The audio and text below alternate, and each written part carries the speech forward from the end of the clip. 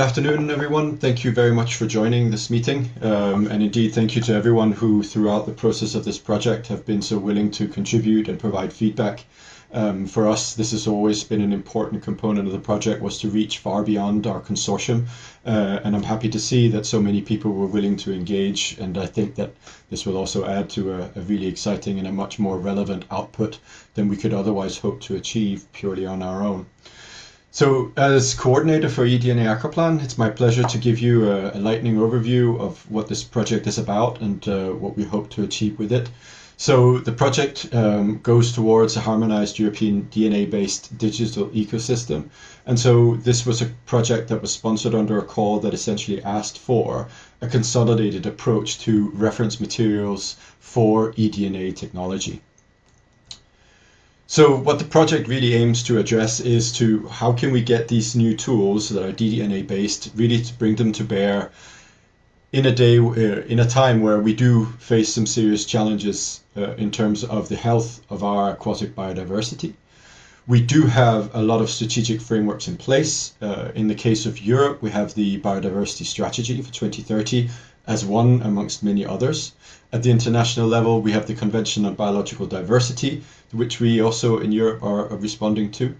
But some of the major issues that we see is in order for this technology really to be able to inform policy and decision making, there's a number of hurdles to overcome, particularly in terms of the inconsistencies in monitoring programs, in methodologies, and even data quality and coverage are proving to be quite a challenge. And the more that we delve into these topics, the more that we try to address them, the more we realize that especially on the data side, things are not harmonized, things are not aligned. And even when we have things that are more or less the same, the lack of coordination between monitoring systems really make this a really big challenge. And eDNA, as far as we see it, is really a very promising and a very potentially transformative tool that will allow us to get great insight to biodiversity beyond what we're normally collecting now and with a reduced effort.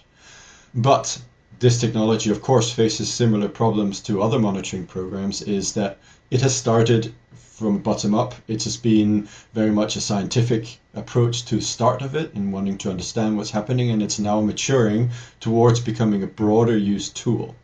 But because of such a bottom-up and grassroots start to the technology, we're really looking at a very fragmented landscape where data is stored in different places, metadata standards are not consistent, and indeed even the metadata collected is rarely consistent or the same. This raises obvious issues in terms of comparability between the data and how we can then combine results across larger geographical regions to get a consistent view on what's happening to our biodiversity. So the project in itself is looking to co-develop solutions for harmonized access to aquatic DNAs, or to create a DNA-based digital ecosystem. So what the project sets out to do is to identify the projects and initiatives that are ongoing, the infrastructures that are implemented in this and would potentially in the future then also carry the resources available and the digital backbone for a harmonized digital ecosystem.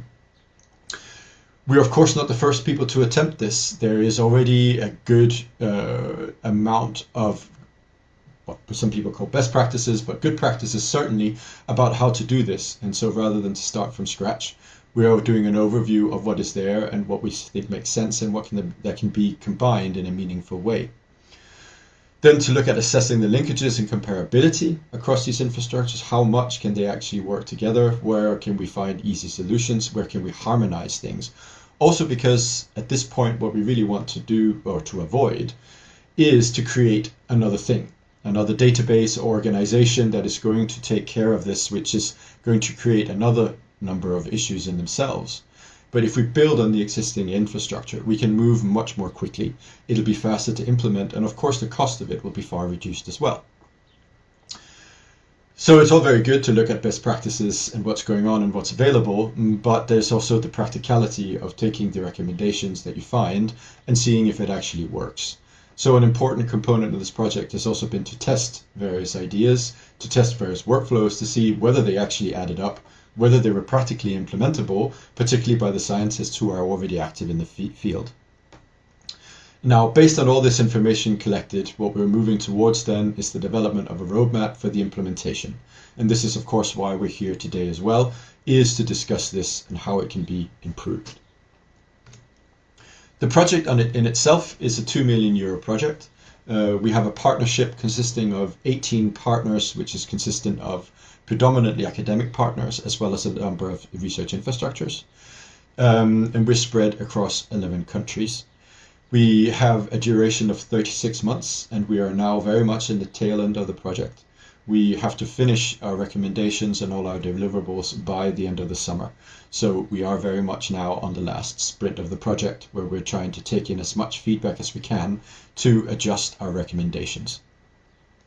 The project is funded by the European Commission under the Horizons Europe program, and particularly we fit into the EU mission on Restore Waters and Oceans.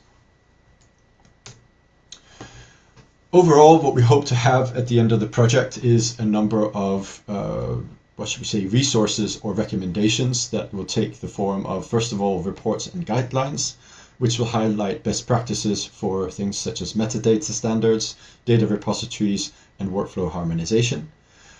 Interoperability tools that align different models and that feed into different existing databases, standards, and other data objects. A recommendation on data standards, so based on what we have seen and what we think is missing, and then a roadmap and a blueprint. Now, the roadmap is supposed to represent how we will get to this point of having this digital ecosystem. So this is very much with what are the steps are going to be, how do we implement it? And then there is the technical blueprint component, which really delves into much more of the technicalities of what this should look like. So this allows us to approach this from a number of different perspectives. First of all, to give our stakeholders a clear view on where do we need to go to implement this. But it also means that we are ready if our recommendations get accepted with the technical details to actually start discussing how we can implement it, how it can be funded, and how we would go about doing that. And of course, to do this, as I mentioned at the beginning, we're not interested in doing this in isolation. I think this is a really exciting time where so many people around the world are now working on this technology, and it's exciting to see that there's such an open spirit in terms of the collaboration. But this also means that we really want it to be applicable and useful to everyone. We don't want this to be something that we've dreamt up in Europe that only works within our infrastructure and our systems. We really want it to be something that can be used very broadly and that plugs into the existing initiatives already. So we also have a number of stakeholder insight components, so surveys, workshops like this one, to make sure that we get the input to our recommendations to make it as good and as relevant as possible. That's all I wanted to say about the project. Once again, as the coordinator, I really want to thank everyone who came here today and who are giving of your time, as well to my colleagues who've worked hard to put this together. And I really look forward to see where the workshop takes us today. And if there's any questions, I'm happy to take them. Thank you very much.